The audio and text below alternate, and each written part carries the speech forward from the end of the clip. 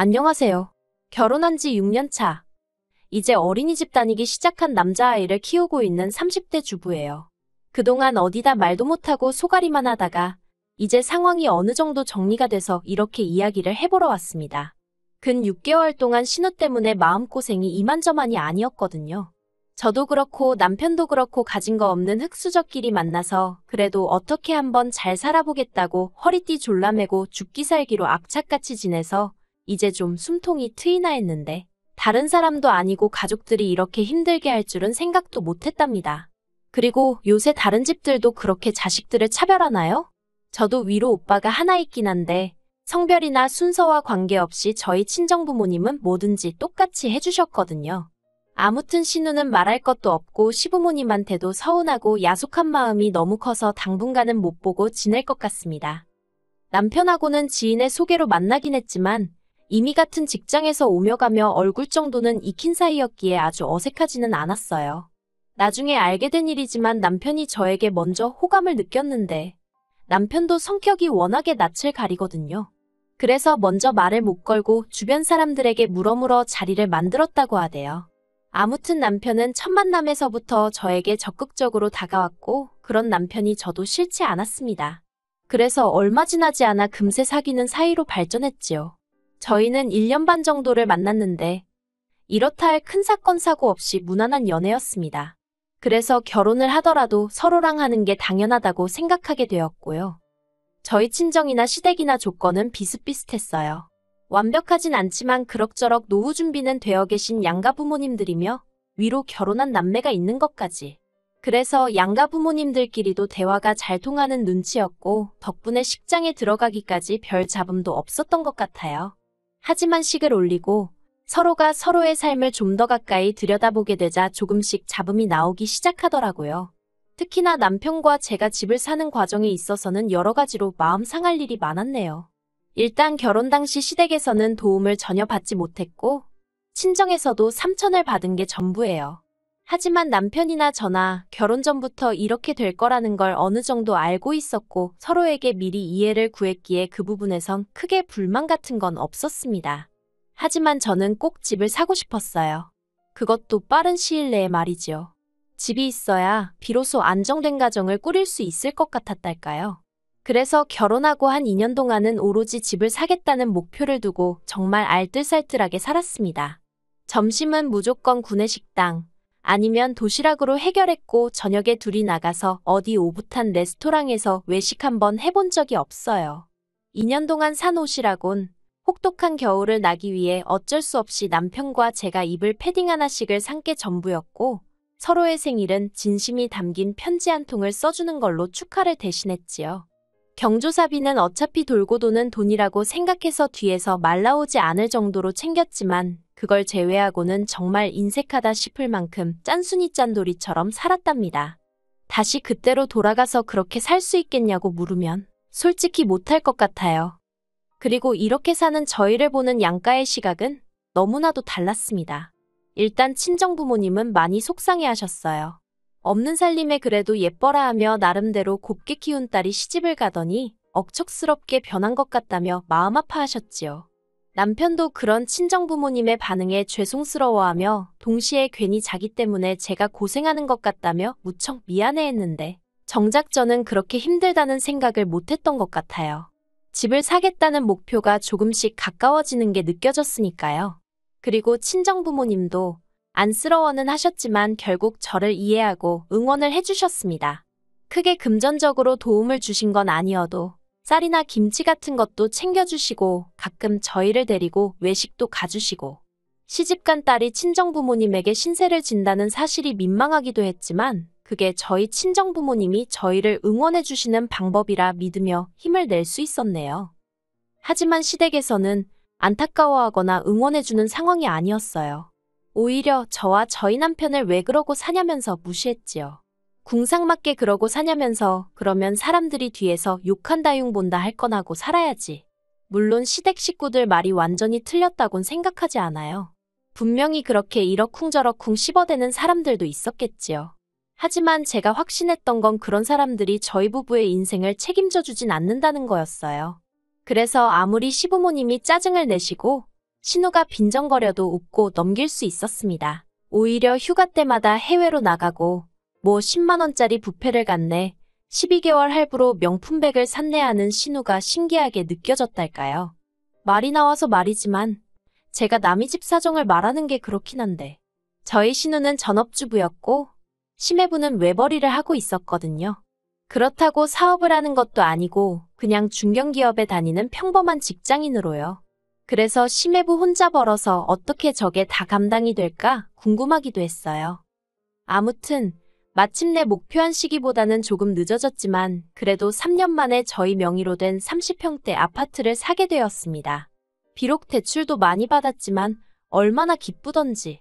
회사에서도 멀지 않고 무엇보다 어린이집부터 시작해서 중학교까지 이미 다 있는 동네라서 이제 앞으로 애만 낳아서 잘 키우면 만사형통이겠구나 싶었지요.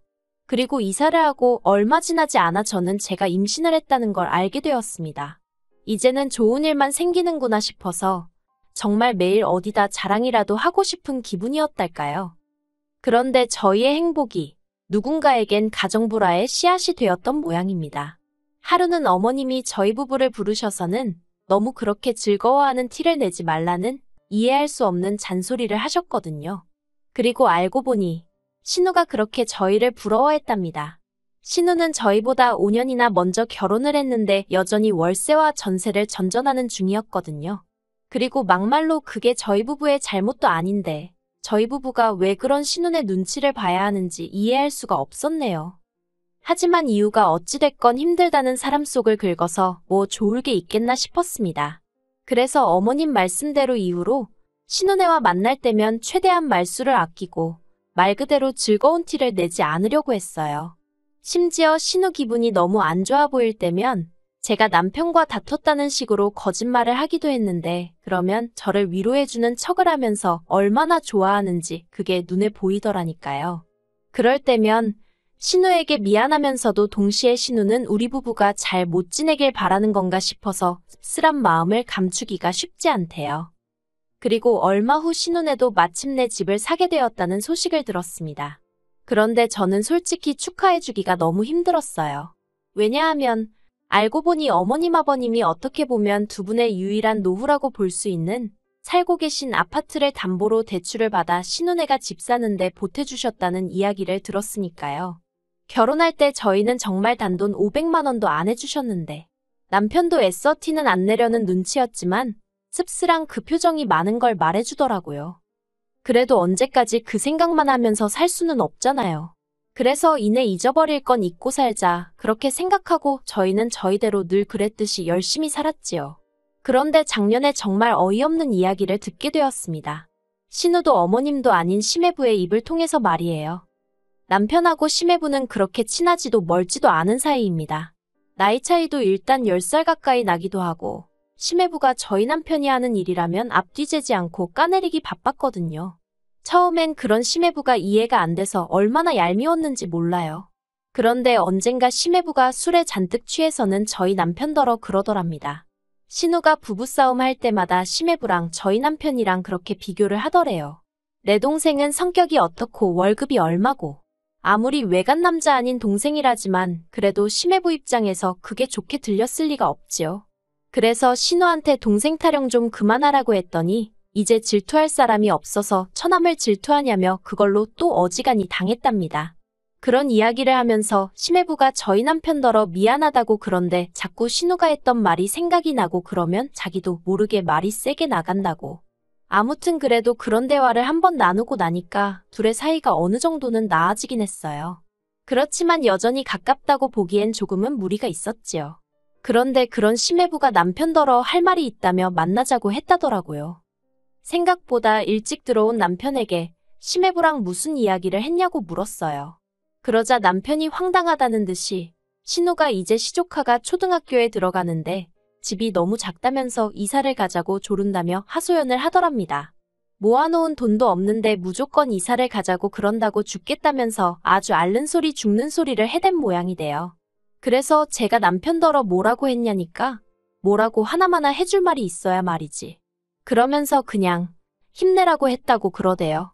그래서 제가 행여나 이런저런 조언 같은 건 하지 말라고 이러나 저러나 어차피 좋은 소리는 못 들을 거라고 했더니 자기도 잘 안다면서 신경 쓰지 말라더군요. 그런데 그렇게 상황이 일단락되는 줄로만 알았는데 그 일이 있고 한 달쯤 지나서 시부모님이 저희 부부를 호출하셨습니다. 같이 밥이나 한 끼 하자면서 말이에요.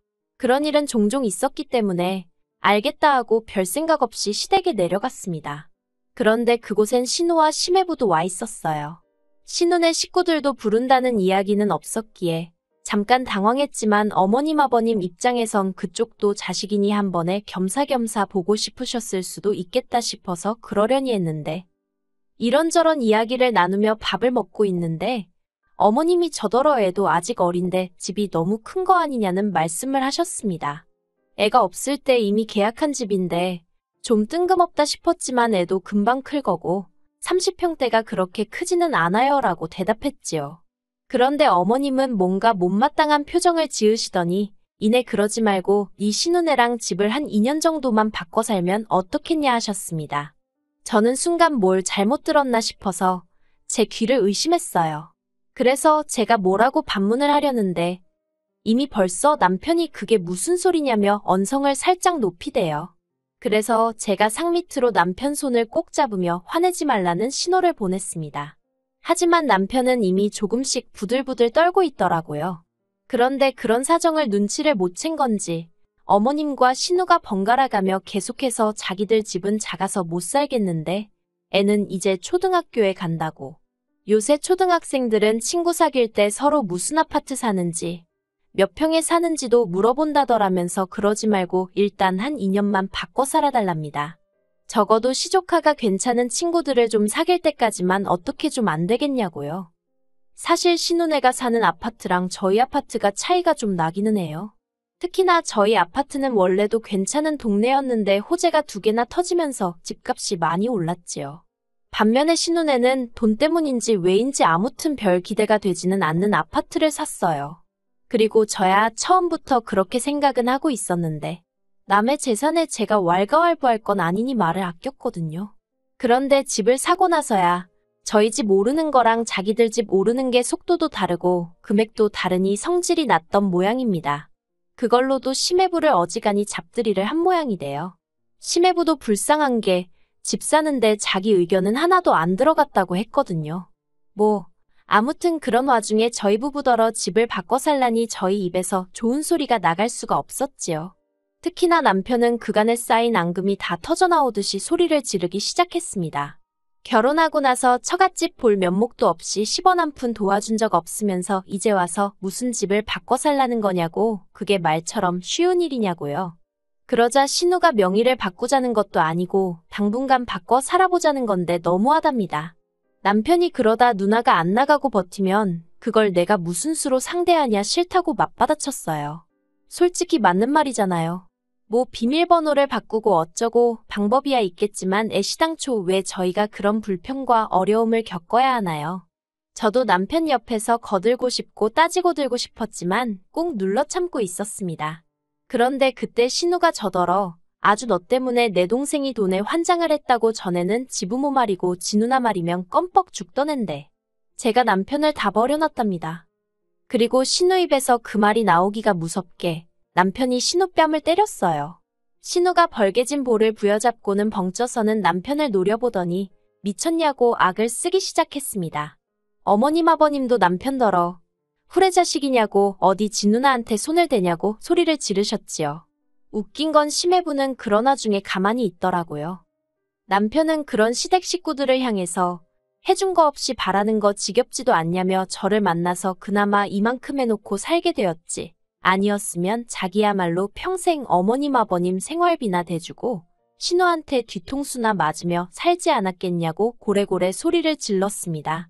그리고는 2번 다시 안 보고 살아도 된다면서 연락하지 말라고 그러더군요. 그러자 신우가 저희 남편더러 어떻게 피 한 방울 안 섞인 여자 때문에 혈육을 벌이냐고 울더라고요. 그까짓 집 좀 바꿔 살자고 했다고 이런다면서.